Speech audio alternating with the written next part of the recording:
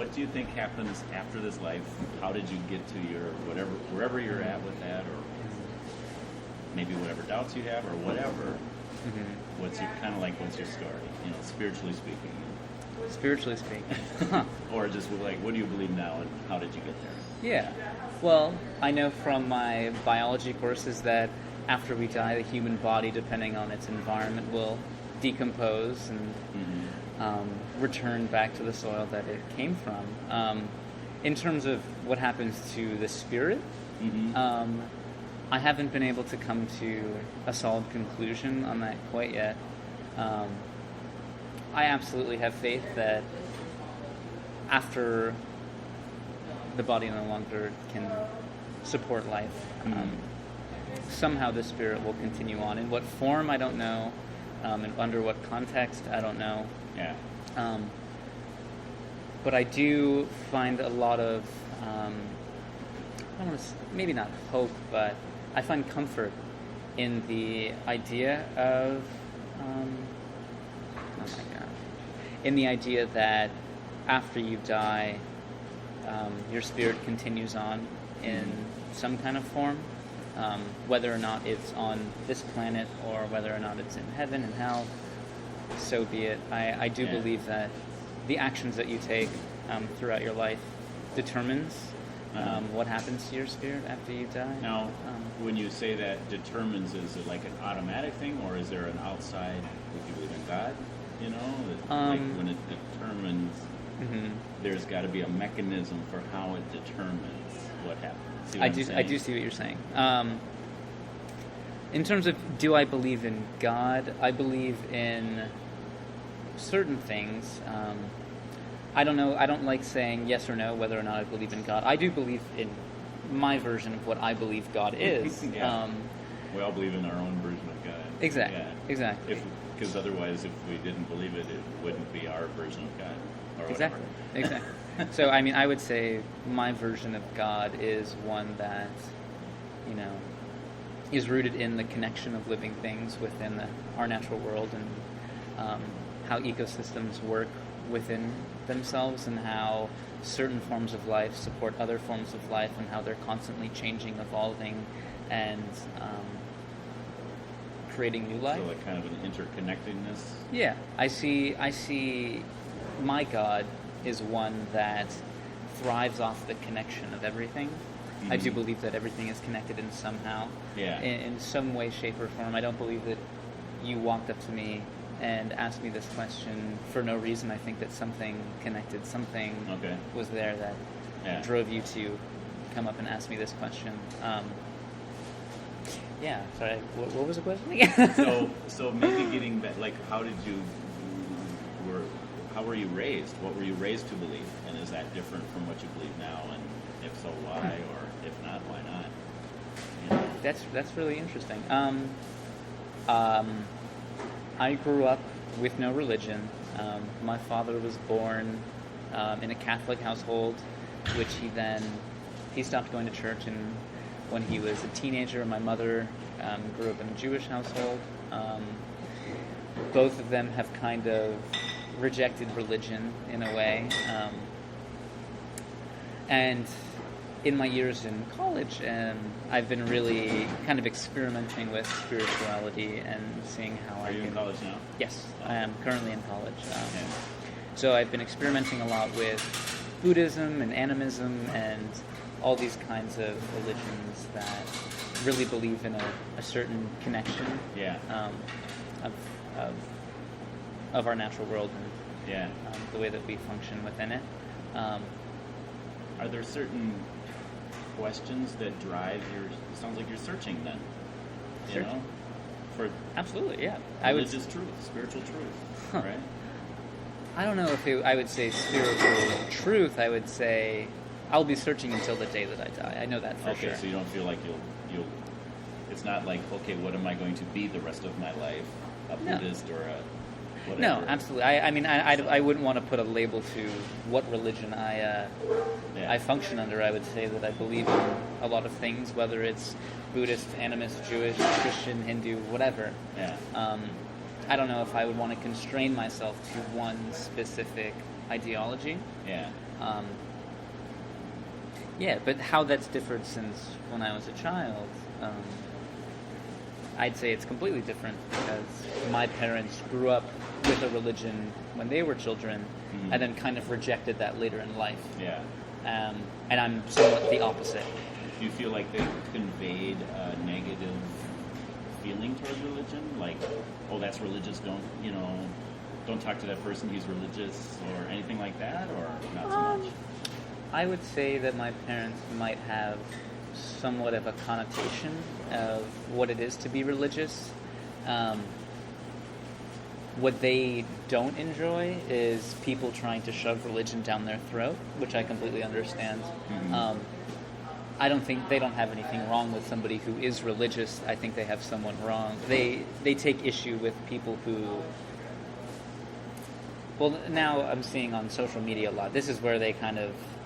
They probably didn't experience this, but... No, obviously, yeah. They see a lot of their friends or former friends on Facebook posting about, their religious beliefs and preaching and doing these kind of things, which I particularly do not have a problem with. Yeah. It's something that my parents do. Yeah. So my parents don't take issue with you if you are religious, just as long as you don't try to bring them to the state that you're at. Yeah. Which it's not a good or a bad thing. It's just, I'd say it's pretty neutral. Yeah. I'm kind of the opposite. I love hearing what people have to say, and yeah, I can tell. Yeah. So You're I mean, so open to the conversation. So. I've been trying to practice the art of saying yes. That was very cliche, but I've been trying to just see where things take me. When I say yes, like I was in the library the other day, and a woman came up to me asking if she could do Bible study with me. And granted, I've never been to church. I've never read the Bible. I've never... Did she just say that out of the blue, or did she talk to you for a while, or what? Out of the blue. Just came up to me and asked if she could do Bible study with me.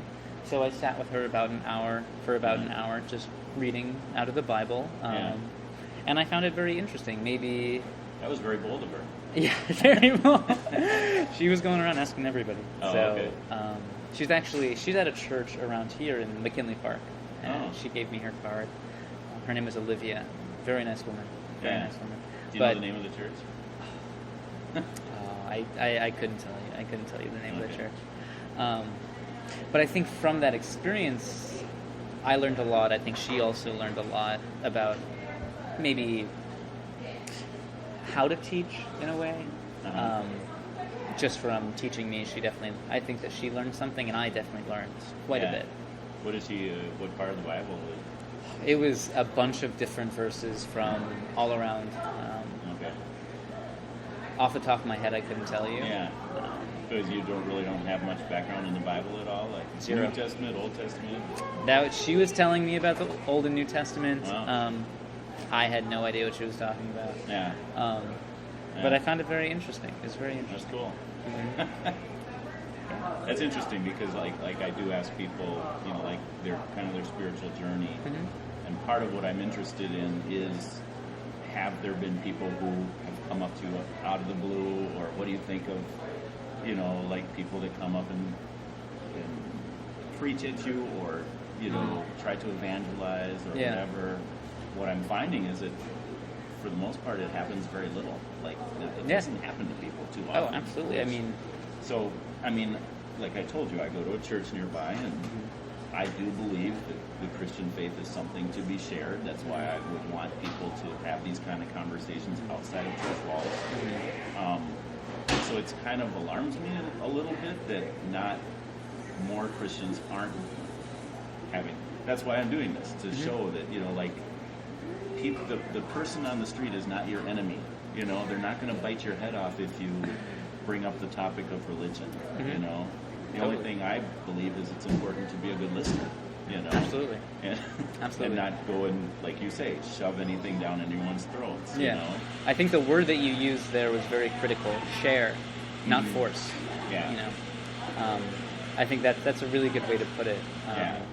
And also what I find is, when I ask a lot of questions and try to be a good listener, I find that people have a lot of misconceptions about what the Bible actually says. That I do want to. I'm actually a high school teacher, so I just kind of like a teacher. I want to teach people what is the story of the Bible and how is it different from other religions, So I love to do that too. But Very cool. But yeah, I want to find out more about your search, and like, so are you a graduate student or undergraduate? What's your major? I am an environmental studies major. Okay. Searching around in environmental studies and geography and these kinds of. I've just been spending the last 2 weeks trying to figure out how to put solar power on in my house, and pretty much determined that we have too many trees. and I decided I don't want to hate the trees around my house, and not, like every time I see that they're growing taller, Yeah, that's that's tough. So I finally, just like in the last day or two, decided, I guess I just need to say that this is not doable. In my situation. So. Yeah. Anyway, so so have you taken classes then in religions, or what? How has your search, like, have you just been reading different books, or what have you done? Yeah, I would say my search has been finding other people who practice. I'm currently a part of a Buddhism and meditation club, which I've been finding very awesome, for lack of a better word. Yeah. I don't know if I subscribe to Buddhist faith, but I do enjoy meditating very much. I find that it calms me down to a state where I can focus and relax. Yeah. Especially during the school year when, running, going, yeah, doing all these things, and I really appreciate having the time to kind of, take it down a notch. Yeah. Just for an hour. Yeah. Seems like, that's not very long, but that's really all that I need. Yeah. Like once a day or once a week, or? I like to do it on my own. We meet once a week. Okay. But they've been providing me with the resources to do it on my own, the knowledge to do it on my own, which I've been finding awesome. Yeah. Yeah. So I'm still definitely exploring. I probably will be exploring for the rest of my life. But I found that religion in this particular sense at my school, with this Buddhism and meditation club, has not only offered a source of relaxation, but a source of community, which I've really been enjoying.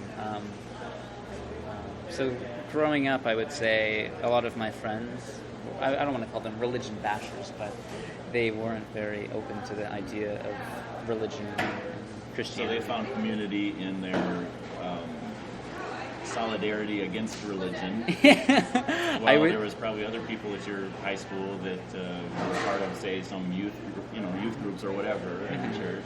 Yeah, they found their community through youth and government, cooking clubs, different kind of things that weren't centered around what your faith is or what you believe in, which I think is valid in its own extent. But what I didn't enjoy was bashing on religion when I think you should be criticizing the person rather than the religion behind it. Yeah, and especially it sounds like you have no background in the Bible, so it'd be like the only impression you could have of it is other people's opinions.